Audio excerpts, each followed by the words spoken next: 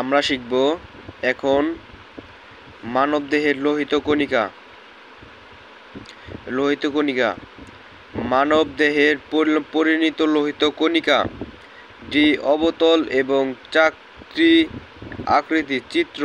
এতে হিমোগ্লোবিন নামে রঞ্জক পদার্থ থাকার কারণে দেখতে লাল বর্ণের হয়ে থাকে। এর জন্য এটিকে বলা হয় রেড ব্লাড সেল বা আরবিসি।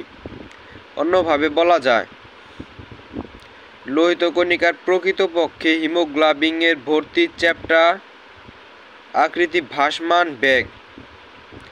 এর কারণে লোহিত কণিকার অধিক পরিমাণে অক্সিজেন পরিবহন করতে পারে। লোহিত কণিকার গুলো বিভাজন হয় না।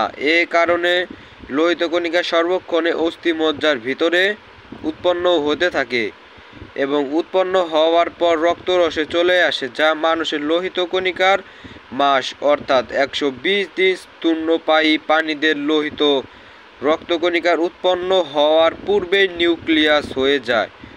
অন্যান্য মেরুদণ্ডী প্রাণীর ক্ষেত্রে এরকম ঘটে, কণিকাগুলো নিউক্লিয়াস থাকে। লোহিত কণিকার প্রিভিয়াস শ্রেণীতে সন্ধি প্রয়োজনীয়ত প্লীহা থেকে লোহিত কণিকার রক্তরসে সরবরাহ হয়।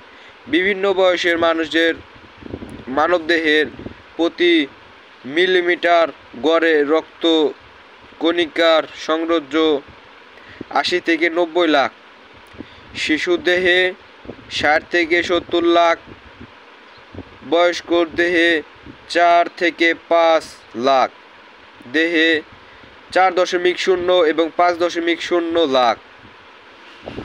এটি হলো লোহিত কণিকা এবং শ্বেত কণিকার ধারা।